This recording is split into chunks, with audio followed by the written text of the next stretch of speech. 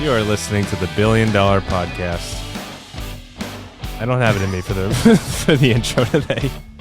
You know what the show is.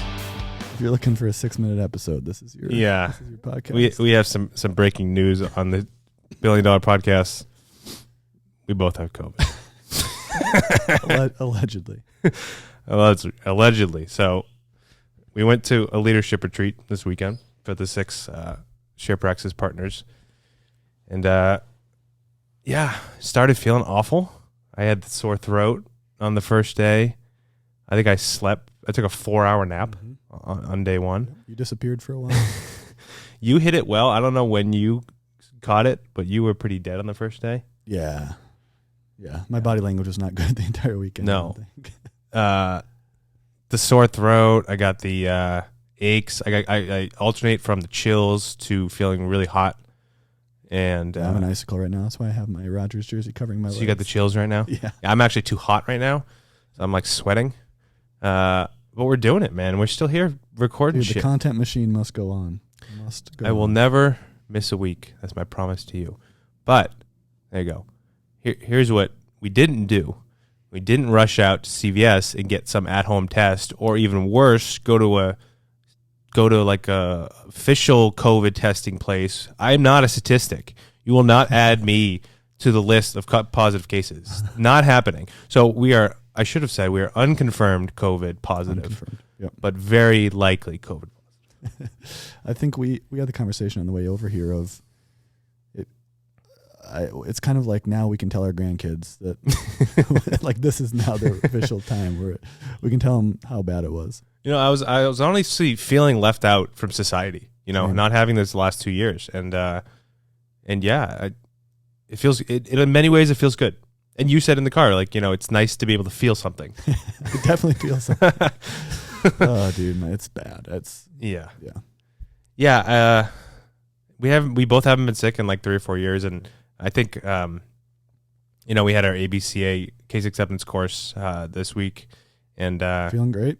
Yeah, it went about as good as I hoped it would. But when our team's in town and everything, I get really excited and like stay out too late.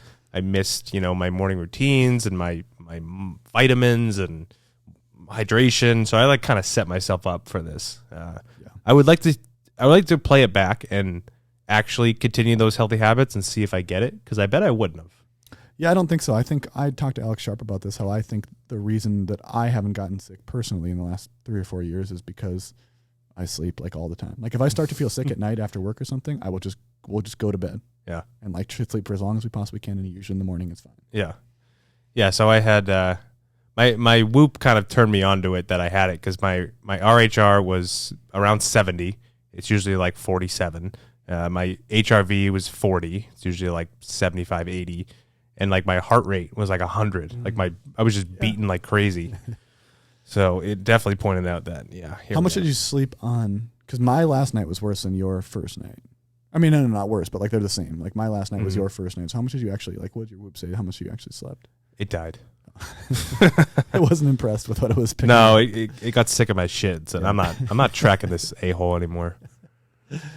Whoops are very pro-vaccine, I think. Yeah, no, they don't want to. I'm out here promoting vaccine hesitancy, and that's not okay in the Whoop world. And that's they are big tech, so they fall in line with the Facebooks and Twitters and all that. So I probably, without being knowing, was deplatformed from Whoop. You probably were. Yeah, I've been removed. You just have the worst customer service agent. Like you got hit down to the bottom of the line. That's probably what happened. Yeah. No, they don't like me so much there. I don't know. So we're going to talk as long as we are physically able to talk. We're going to have to fumigate this room. Yeah. It's like full. No, aerosol virus, right? We've learned. True. It doesn't last very long on surfaces. True. I feel bad for the next person on this mic, though. Yeah, we're really like mouthing this mic. What can you do, man? That's the world we live in. This is a very contagious variant of COVID, this Omicron. Very and in some encouraging news, the data scientists that I follow have pointed out through statistics that America has peaked at this point of Omicron. So I was going to ask you about that. Yeah. So, you still see some states like Texas and California that are still rising cases day over day, rising positivity rates. But as a whole, on the countrywide, we have reached our peak. So I'm expecting a rapid decline. I'd say by let's say middle to end of February, it's going to really be dramatically different than it is now. And then it's going to continue that same path that we've seen the last 2 years of, the northern states will have a spring, uptick a little bit. The southern states will have a summer uptick, and we'll continue on and on. I mean, as long as we track cases, we're going to be seeing the same types of swings up, swings down of certain states. And only when we stop tracking those will it stop being top of mind for a lot of people. What do we know about if we have Omicron right now or whatever? Mm-hmm. How does that make us considerably less likely to then catch it on a seasonal, Yeah, you would think. or- I mean, it definitely is a stronger form of, acquired immunity. Right. So in many ways, I'm happy I got it. And now So- we're vaxxed and acquired immunity. Yeah. So I felt some pressure in my life without naming names to receive a booster shot that's based on the alpha variant of coronavirus. It has very little to do with this new variant. So now I don't need it. Now I'm naturally immune. I'm the bionic man. I'm just both of us. Dude, I feel, oh boy. Yeah, it's awful though. Yeah, it's not good. Being sick sucks. This voice is kind of sweet though. Like I know. Yeah, you were saying you wanted to, play a little blues or. I mean, if I had like a soul music cover right now, or like I don't know who's like, there's another guy with a low voice, but it's like, we're getting down. No, you sound real sexy coming Thank through you. these headphones. Welcome back to the $1 billion podcast. I don't know. The business podcast that never talks about business. No, because you can't succeed at business if you're not healthy and motivated and have a purpose in life. I mean, these are prerequisites. So really, we are talking about business, but we're talking about the things that you have to have to be successful in business. True. And we'll kind of evolve to talking about more specific business topics, but I think we needed to really, the longevity and wellness stuff I think was a big hit in our audience. I got a lot of positive feedback. Yeah. So I think it's something we'll continue until we kind of run out of topics. I'm in. Yeah. Let me know. I'm like way deep in the rabbit hole right now, so I got probably a lot of content. Yeah. We'll get to some more in a bit. Closing out our personal COVID corner and COVID corner for the world out there. Did you see that we still live in America? Did you make note of that? I did. Yeah. This is still America. The Supreme Court of this country struck down I saw that. Biden's unconstitutional, unlawful, absolutely ridiculous vaccine mandate for large employers who have over 100 employees, which was a great win and was something that if you listened to they did YouTube live streams, and of course I was tuning into that, and just in reading the things on Twitter about it afterwards, so much misinformation from our judges, and it's just shocking. Judge Sotomayor specifically threw out outlandish stats like 100,000 children are currently affected by this and in hospitals, and just on and on and on misinformation completely, which is shocking. But they did reach a majority that they struck that down. They did keep it for hospital workers on hospitals that take Medicare and Medicaid, which actually does have some constitutional legitimacy, given that they're taking government money, Right. Governments, they have influence in those kind of scenarios. So I'm actually not super bummed by that. Right. But yeah, big win for the country. So are there any so like if we have any listeners who are at like a FQHC or any sort of like Medicaid clinic, does that have any, maybe they could tell us, but like, do you have any influence on that they have to get vaccinated at their place? I would think so. Could be state specific maybe. Yeah, I mean, I think if,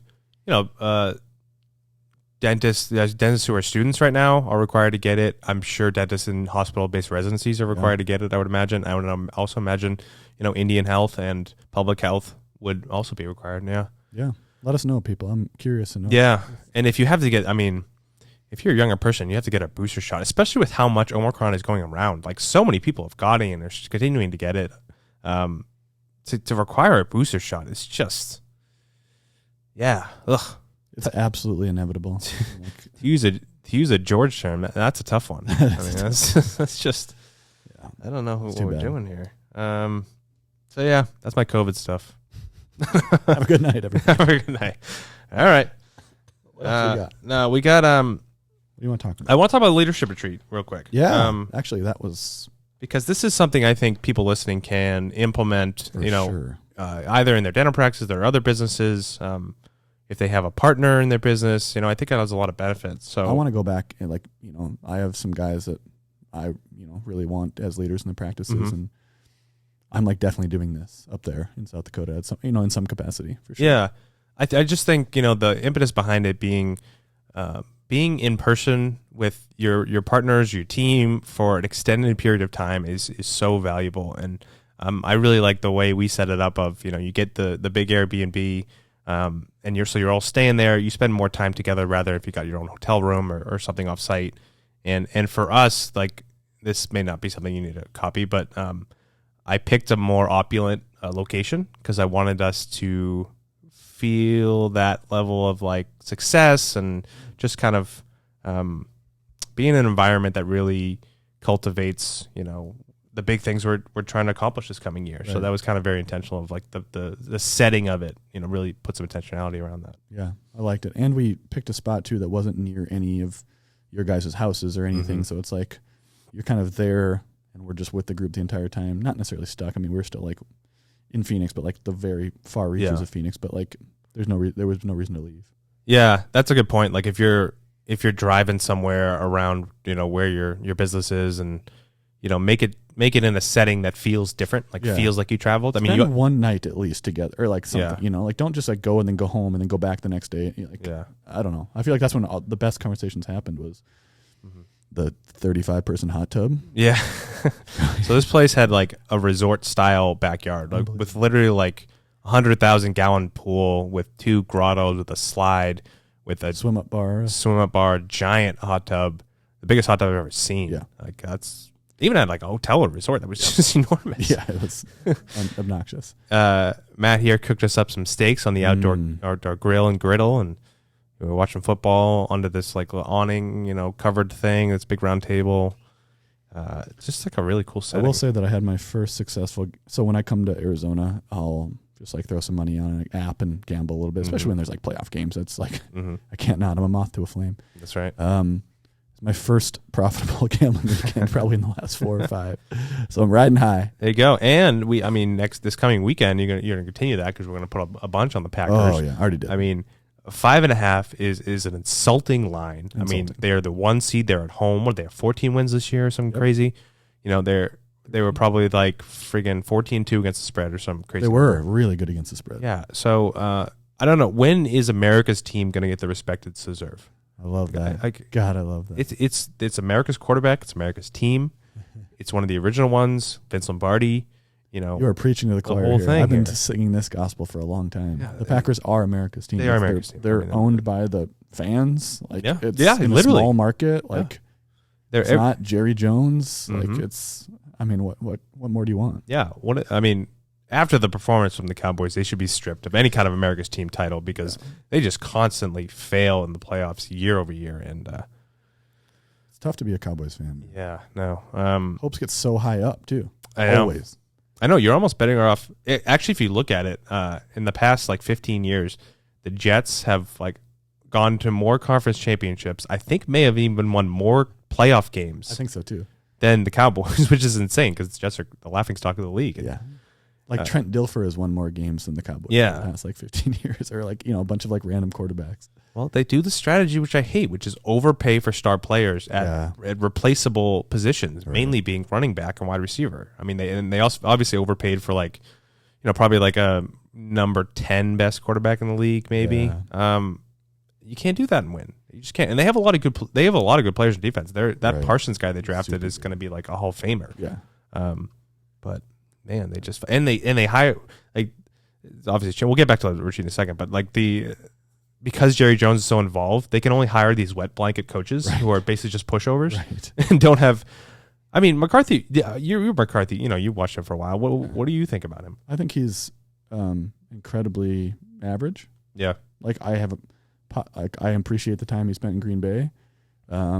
He had Aaron Rodgers in his prime. Mm-hmm.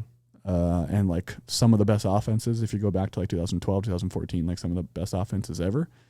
So we didn't get a whole lot out of that squad. No. We haven't got a whole lot out of Aaron Rodgers, to be totally honest. One title is right, and it was right away. When he was on his rookie deal, and then they couldn't figure out anything else to like get over. And have they gone to another Super Bowl after that? No, like a million NFC championships. Yeah, it's one of those things. That's tough. I always think that when a coach has the giant like menu of plays, like they're just the bad coach. Like the ones like, why do you need something that's so freaking big? Yeah. Like, I don't know, make it smaller, fold it up or something. But when they have that big menu, you just look like a clown. It's like I also just don't like head coaches calling plays either. Yeah.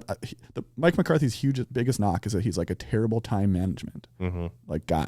Yeah. Like timeouts are bad, like situational football is really bad.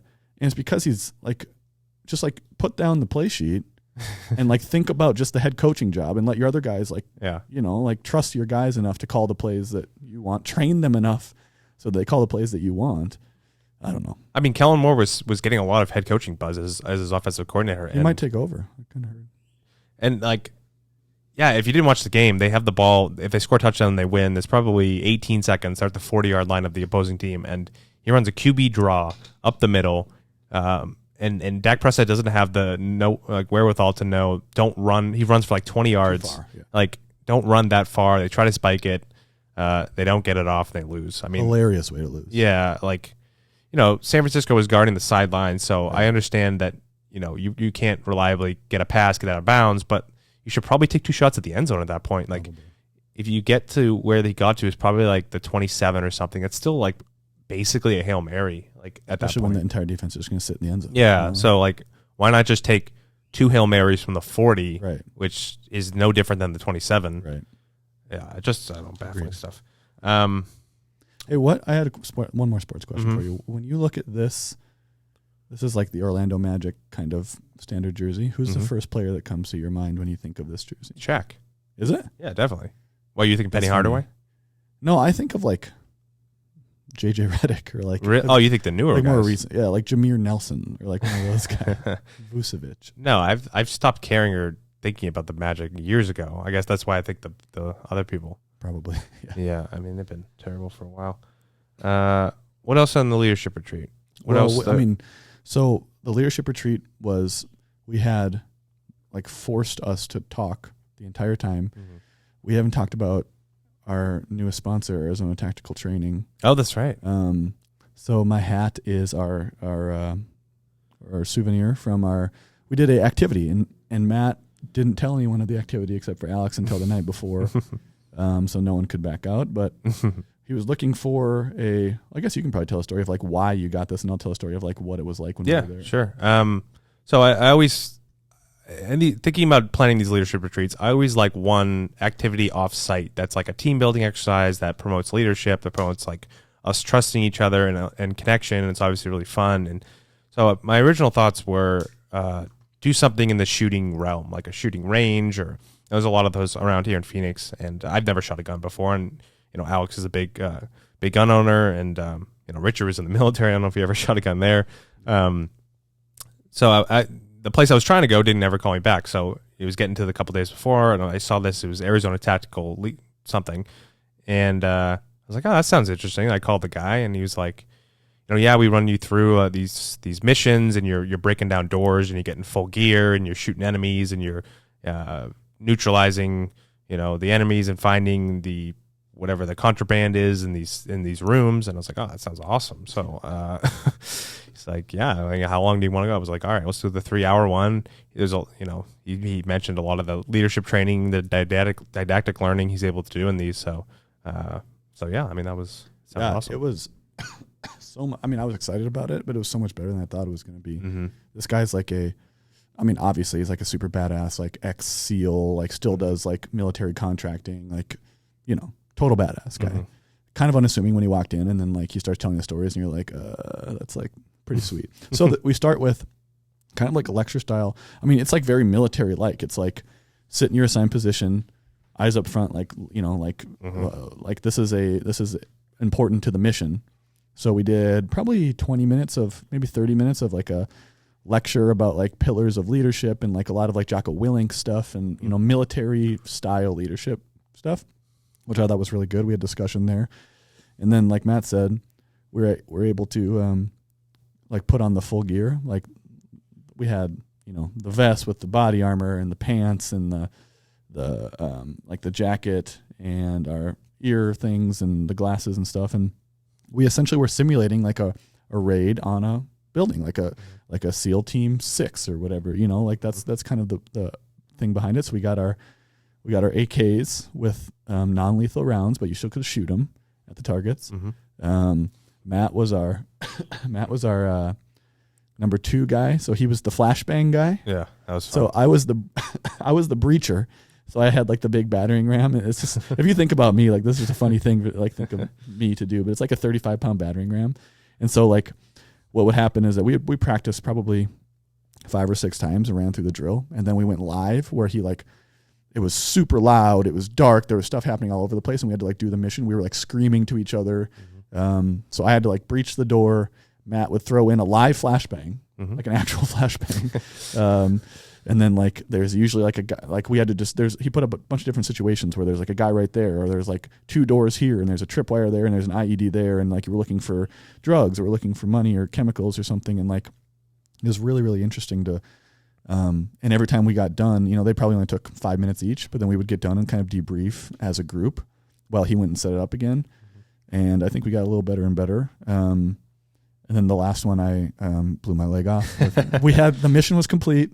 We got the hostage out of there. I was carrying him out. I stepped over a tripwire to get into the room, got the hostage, was carrying him out, didn't even process there was a tripwire there, and stepped right back over it and blew my leg off. Yeah, so. then Austin had to get the tourniquet out and get you. That's right. Austin was our medic. Alex was our number 1 shooter, so you just go in and just fire on people. That was his job. Yeah, I would follow Alex into the room after he went in as the number 2, and he would always have killed the enemy like wherever it was before he even had a chance to, which is kind of annoying. You're like his personal security. Yeah, no, but it was cool in that like we would do like a bunch of run throughs, and the room would be set up a certain way, and then inevitably each time we would do the mission, he would change something about it or throw something at it that we hadn't seen before. Like we would go in and there'd be like 1 extra door, and then we'd actually do the real mission, and it'd be like 2 extra doors. And like, all right, what do? You think on your feet? Like, how do you call in your teammates? And he would put like things on the loudspeakers of like, gunshots, bombs going off. So it was really loud, as Matt said. And, how do you act on your feet and think quickly without being prepped for that? And he like specifically didn't train us on certain things that he wanted us to try to figure out on our own.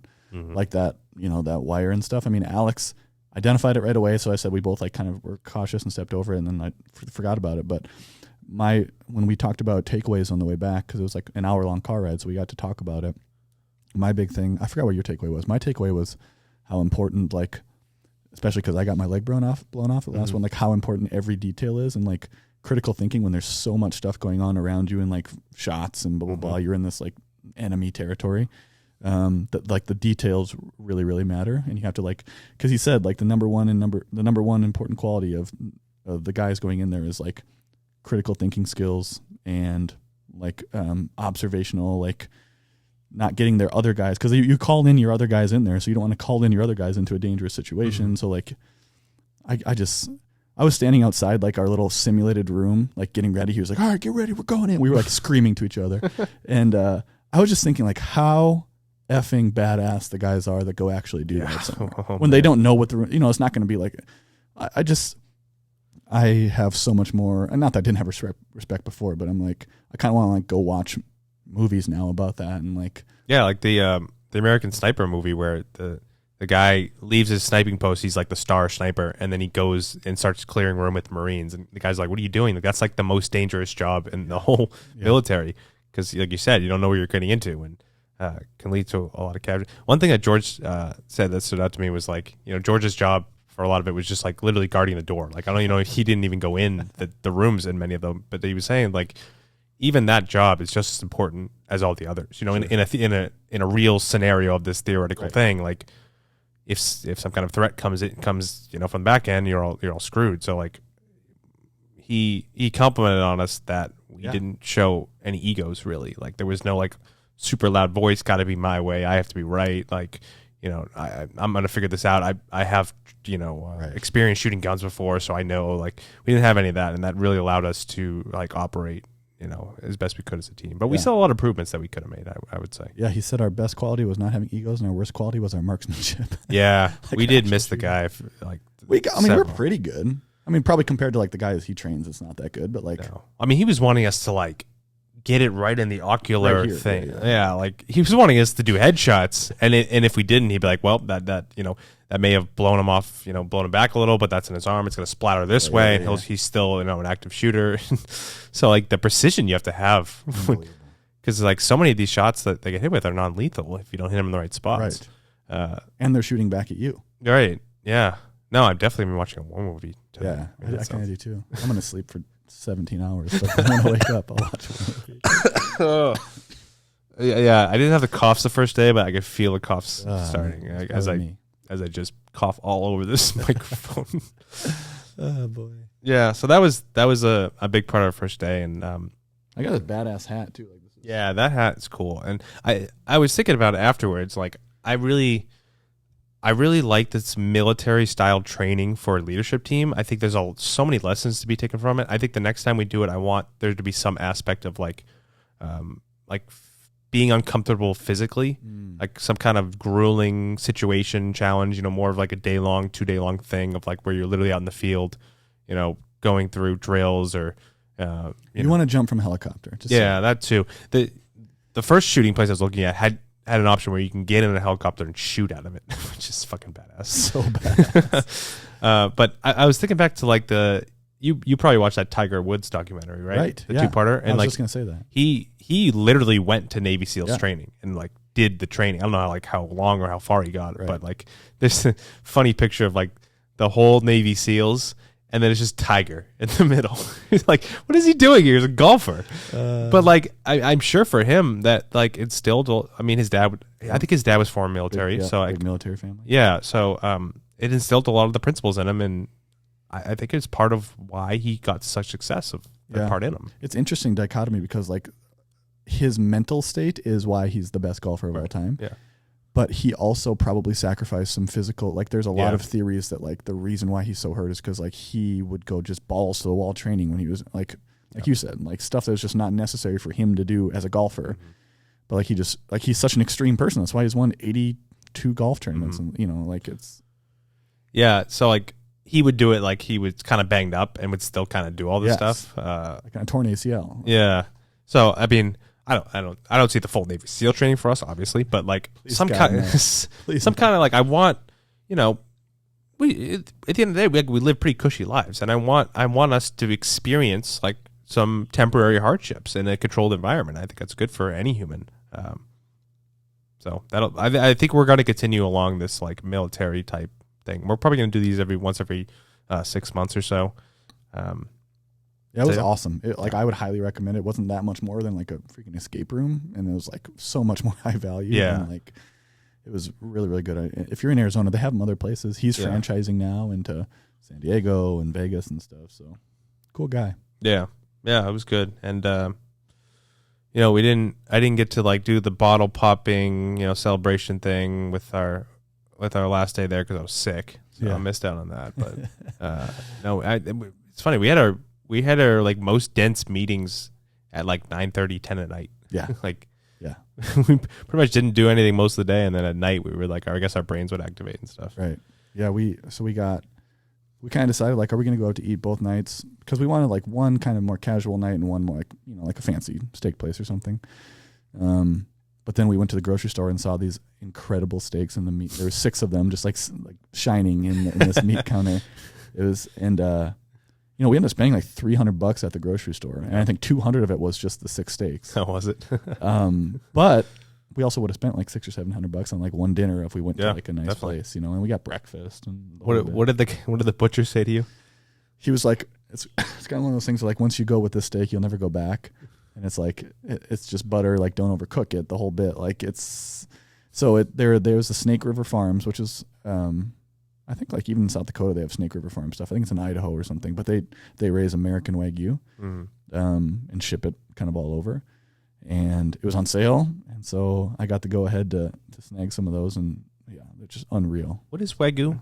I don't really know. It's the type of cow, maybe, or the way they raise them, or I think it's a type of cow.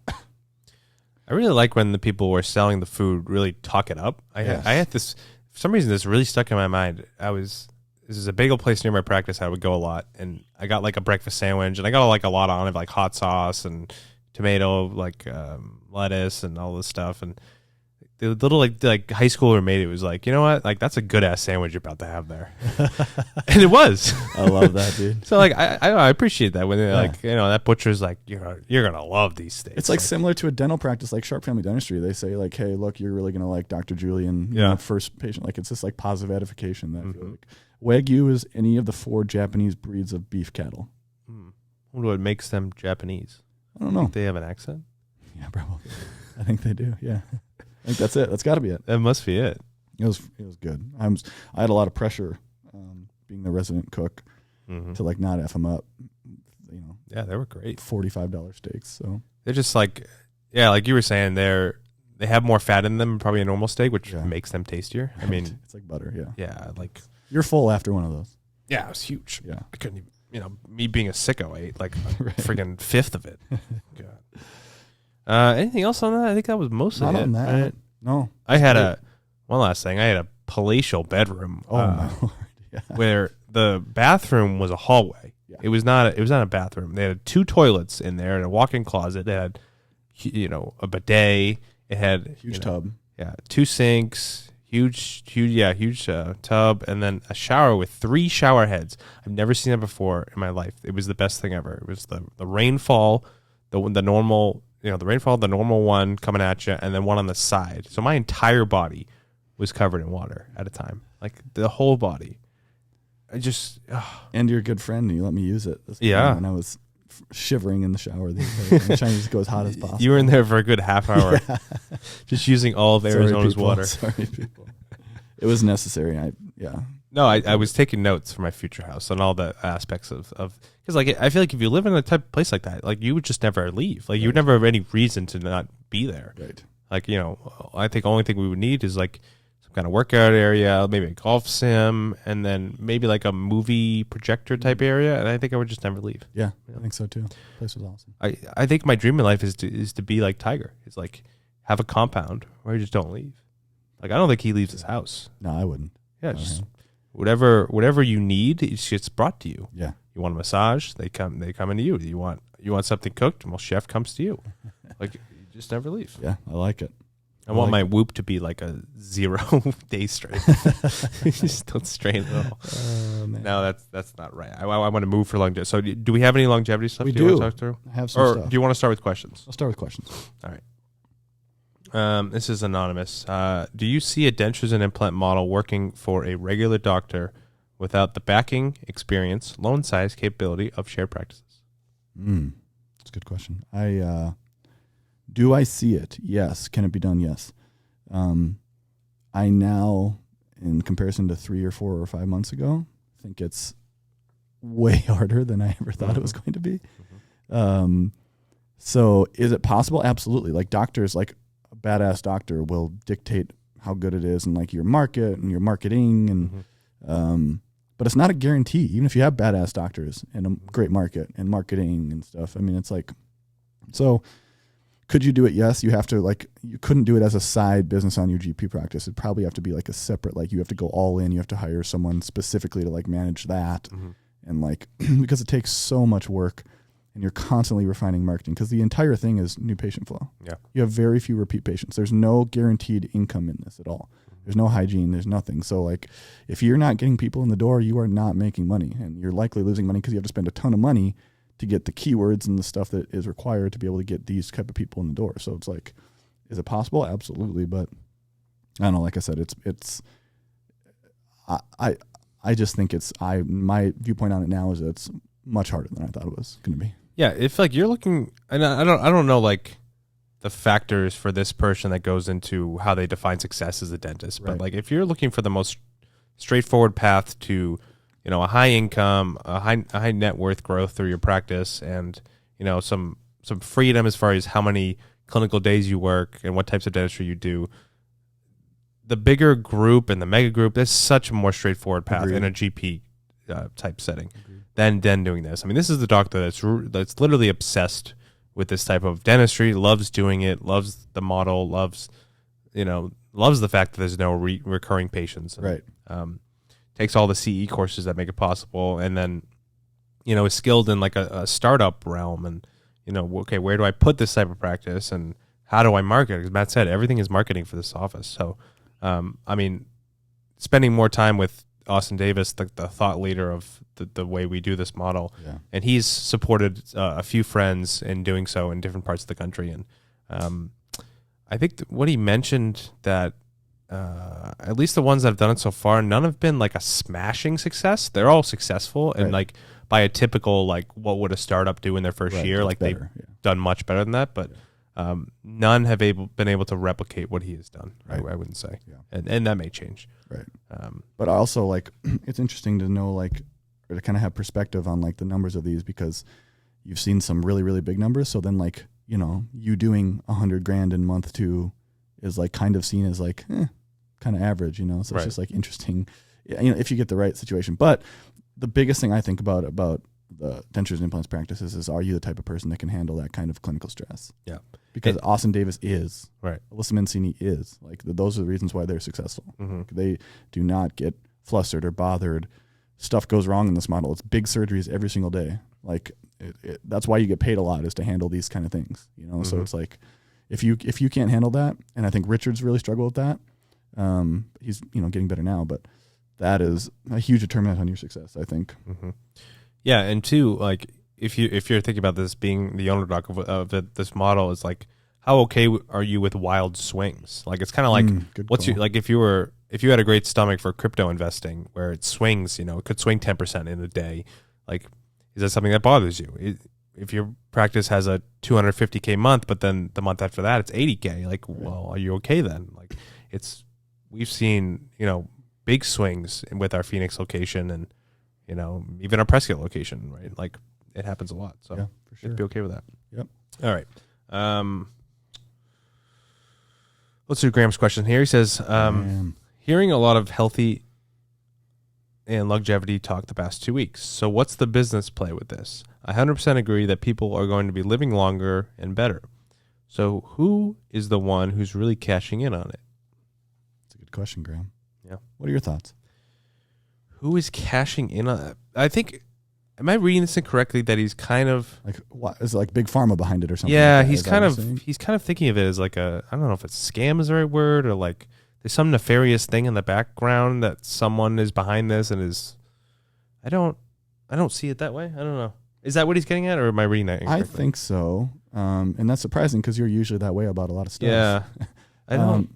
Yeah, I think, I mean, the basics of longevity are eat healthy, stop eating sugar, work out. Like, those are the basics of longevity. There's a million other, like, and I'll talk about it a little bit today, like, there's a million other supplements and or drugs and like really extreme stuff you can do if you want to, but like, and maybe supplement companies, benefit from that. Maybe there's going to be a drug company that comes out with like a rapamycin or something like that is like commercially available, or metformin or something. But like, I don't think that is the driving fact. I don't think there's anything like you said, nefarious behind this push for longevity, because the basics are so easy and so cheap. Like the David Sinclair guy that we both listen to, he's like, the diet that you have to do for longevity, you'll literally save money because of it.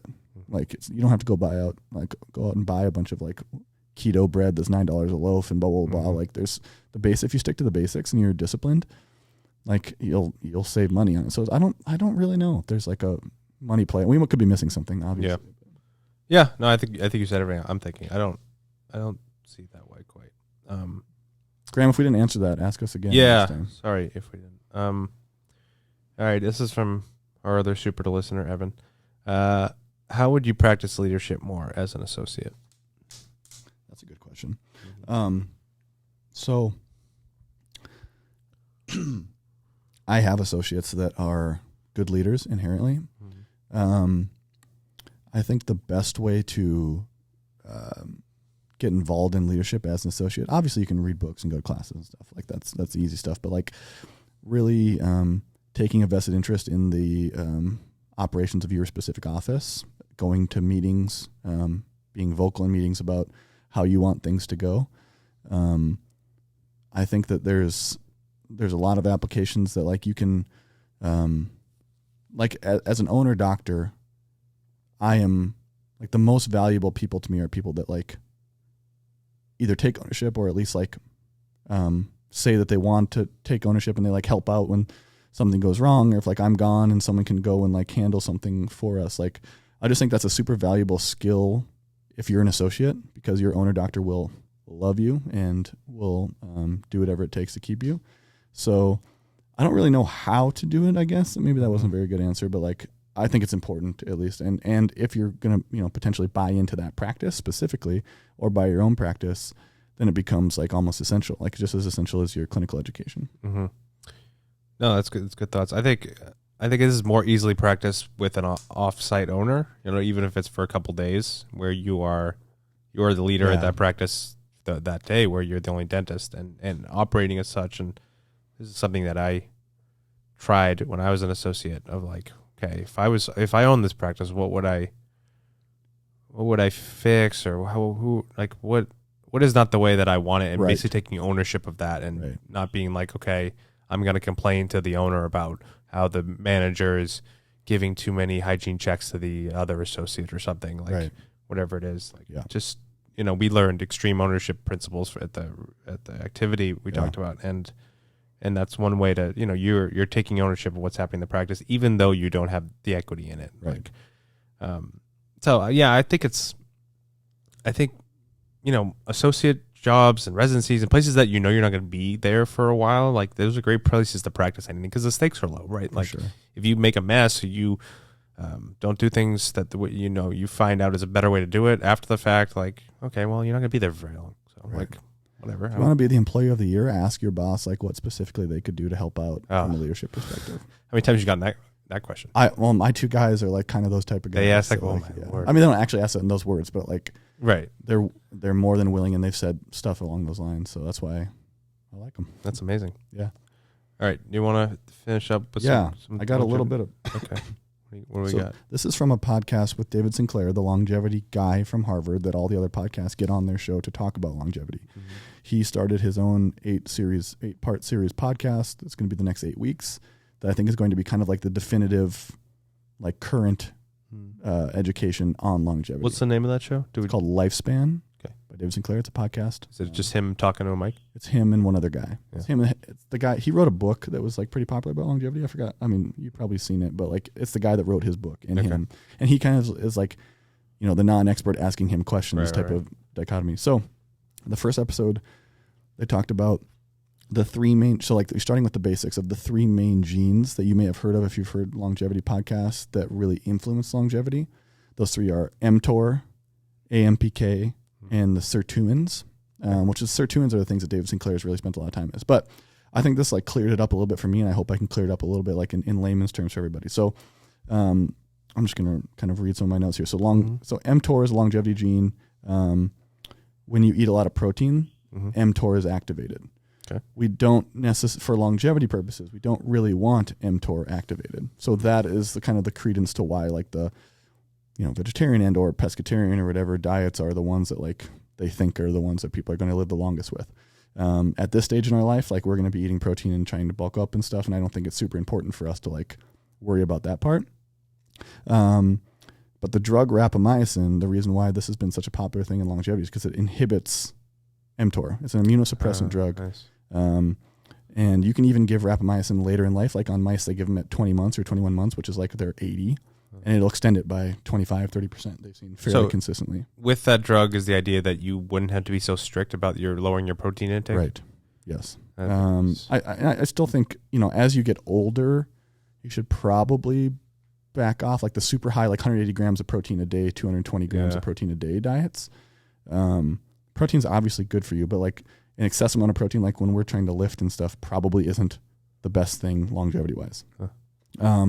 So, and every kind of cell, mice, yeast, any kind of cell that they've tracked rapamycin on and humans, it's pretty much worked across the board. It's like the one there's two. This is one of the gold standard drugs that isn't necessarily FDA approved for this.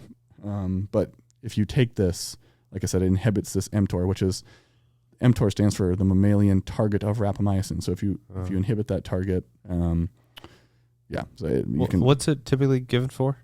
Immunosuppressant. or like if you're having I think it's for like if you're having a transplant or something like that. Right. The next is AMPK. So this is AMP activated kinase. And in reverse to mTOR, we actually want AMPK. So how do you get AMPK the easiest, fastest? You eat less, you fast, you have time-restricted feeding, caloric restriction, that kind of stuff. That's the fastest way to do it. What AMPK does, it's really good at, is ramping up the mitochondria in your body. And we've talked about the importance of mitochondria. Metformin activates AMPK. So rapamycin inhibits mTOR. Metformin activates AMPK. So that's why metformin is such a safe drug. It's kind of, the first line defense for type 2 diabetes. That's why people have felt so strongly about taking metformin. Peter Attia and David Sinclair and the people that are really studying it, they all take metformin because of that. When I go to my in-laws, every time her dad uses metformin for its main purpose, right? And it's always on the table. So I always think about like grabbing a bunch on my way out, just like stock up a little. And metformin, again, works fantastically in pretty much every cell that they've tested in. The interesting thing that he said was metformin with type 2 diabetes, like uncontrolled type 2 diabetes, still live longer than people that don't have type 2 diabetes that don't take metformin.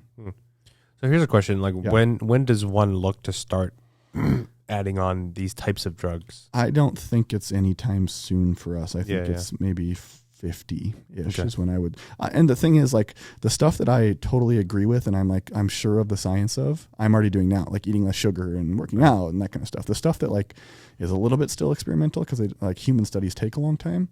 I'm gonna like learn about it, but like probably not do it anytime super soon. But it's been pretty clear showing that cancer, heart disease, neurodegenerative diseases are all decreased by metformin, the incidence of them. The AMPK senses low energy and it protects the body. So it's kind of this, there's a term called hormesis, which is essentially the scientific way of saying what doesn't kill you make you stronger. And you want to activate those kind of things in your body. That's why you want to, AMPK, like this is kind of this and the other one are kind of why there's this push to like stress your body in certain ways. Sauna and cold tub, fasting, Getting COVID, very stressful. Yes, I'm going to live forever. But yeah, so the last one is sirtuins. So we have mTOR, which is rapamycin. We have AMPK, which is from metformin. Sirtuins are the newest ones. Those are what Dave Sinclair. There's 7 total sirtuins. And what they have found through his extensive research is like you die because your unspooling of your DNA in the nucleus starts to kind of like unravel, and then stuff just kind of hits the fan. So like if you can keep your nucleuses and your mitochondria like very active and very tight and like doing their thing, nothing can really happen to you to a certain extent, right? So the sirtuins control and regulate the unspooling of the DNA. So this has been shown again in all species to be a central regulator of longevity. And again, fasting and exercise activates these genes. So something you don't have to go buy or do anything. Are you implementing any fasting principles? That's funny you ask. So the next episode, so that was the first episode. The next episode is strictly about how much to eat, when to eat, what to eat. So that's episode 2. So he's going to go through like every single thing. He thought the most important thing to start with was food. Probably the next one will be like exercise and stuff, and they're going to go through like supplements. And so I just think, like I said, if you listen to all 8-part series of this, you'll have a very good understanding of longevity. Is that like one a week? Yes. Yeah. Okay. There's 2 out right now. There's 1 more tomorrow, so it'll be 3. Comes out every Wednesday. Yeah. That's good. I'm going to check that out. Yeah, it's a good one. And it's not 3 hours long. Yeah. And the fasting one is the tougher one for me because especially as more of a morning workout guy, like there's no way I'm lifting without something in my stomach. It's like it's just not happening. Yeah. I've definitely decreased the window at night when I eat. I'm pretty much like 6 o'clock I'm done eating, maybe even 5:30 sometimes. I can shorten that one. It's kind of counterintuitive to our listeners and for you and I that are like trying to, again, build muscle and lift and stuff. Like you probably don't have to you're going to lose a ton of muscle mass if you fast. Yeah. Like if you're okay with that, great. You'll probably live longer. But like if you're not okay with that when you're 33 or 34, then, maybe do it once a month for 16 hours or something. Like what fasting does is that like the sirtuins, they recycle, they get all the like the bad genes and the unspooled stuff and kind of like recycle it out of the body. So like it's just kind of a cleanup thing.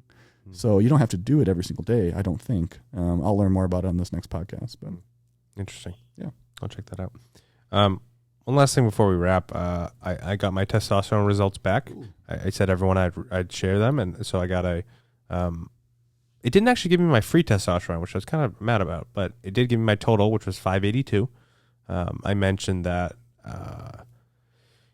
600 to 700 is kind of like mostly optimal. So it was close to that. It's not a number low enough where I would think to get therapy at this time. So I'm going to double down on a lot of the healthy habits that you mentioned just then and see what happens in 6 months, see if that changes at all. Sweet. So let us know. there was a small part of me that wanted to be like 275, and then I could just go for it, and then just start. Like I can't quite justify it at that number. Yeah, and it's really interesting to know what your body can do on its own. I think that's a cool data point to have. Like even if you're going to take it for the rest of your life, starting in 6 months, if you can do all the stuff you're doing, you live a healthy lifestyle already. And if it doesn't affect it at all, then you think, okay, well, like I'm putting in a lot of work to doing this and it's still not helping. Like now it's important for me. Yeah. I can't believe we made it 50 minutes. I know. That's called two professional YouTubers and podcasters just doing what they do. Yeah. Well, thank you for sitting through the monotone and the frequent pauses and slowness. Yeah, maybe we thought this podcast was good, but when we actually watch it back, we're just like not saying anything. I think we're going to be talking much quieter, much like slower than we ever normally do. Yeah. Much less inflammatory. Yeah. Yeah, you're a little calmed down when you have COVID. I know. There's some people out there probably like, fucking finally, Jesus Christ. Just calm the fuck down. That's how I am, I think. I like you like this. All right. We'll do our sign off here. This was the We Have COVID episode of the $1 Billion Podcast. Thanks for listening. We'll be back in perfect health next week. See you later. Bye-bye.